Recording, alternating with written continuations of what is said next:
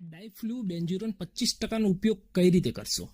આ વિડીયોમાં આપણે આ કન્ટેન્ટ એટલે કે ડાયફ્લુબેન્ઝુરોન 25%નું દ્રાવણ કઈ રીતના બનાવવું, તેમજ તેનાથી મચ્છરની સાયકલમાં કઈ રીતના અસર થશે, તેમજ તેના દ્રાવણનો છંટકાવ કઈ રીતના કરવો ને તે વિશે વાત કરશું, વિગતવાર વાત કરશું.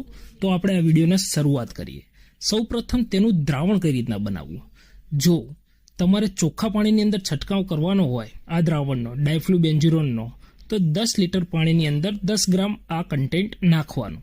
અને જો તમારે દૂષિત પાણીની અંદર ડાયફ્લુબેન્ઝુરોન 25%નો છંટકાવ કરવાનો હોય તો 100%ની વાત છે કે તમારે એની અંદર ક્વોન્ટિટી વધારવી પડે.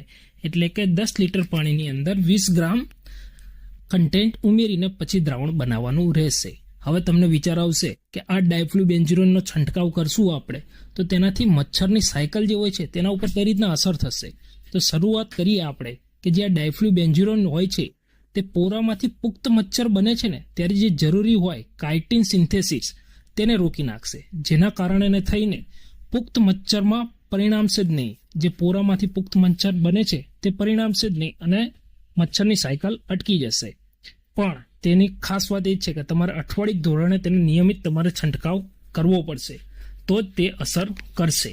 હવે આપણે વાત કરીશું કે આ ડાયફ્લુબેન્ઝુરોન 25% છે તો તેનો છંટકાવ કઈ રીતના કરવાનો રહેશે. તો તેના માટે તમારે નેપસેક પંપ જે અહીંયા તમને દેખાઈ રહ્યો છે તે પંપની જરૂરિયાત પડશે. તેની અંદરથી છંટકાવ કરવાનો રહેશે, તેમજ અઠવાડિક નિયમિત છંટકાવ કરવો પડશે. હવે કેટલા એરિયામાં કેટલો છંટકાવ કરવો તે પણ ખ્યાલ તો હોવો જ જોઈએ ને. એટલે કે જો તમારે 1 ચોરસ મીટર હોય તો તેની અંદર ખાલી 10 ml નો છંટકાવ કરવાનો રહેશે. અને જો તમારી જગ્યા 1 હેક્ટર હોય તો તેની અંદર 100 લીટર દ્રાવણનો છંટકાવ કરવો પડશે.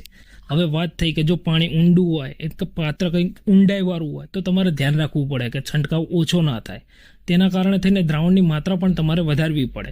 જો બહુ જ ઊંડું હોય તો દ્રાવણની માત્રા તમારે 2 ગણી કે 3 ગણી પણ કરવી પડે. આ તો વાત થઈ ગઈ કે કઈ રીતના છંટકાવ કરવો, કેટલી જરૂરિયાત પડે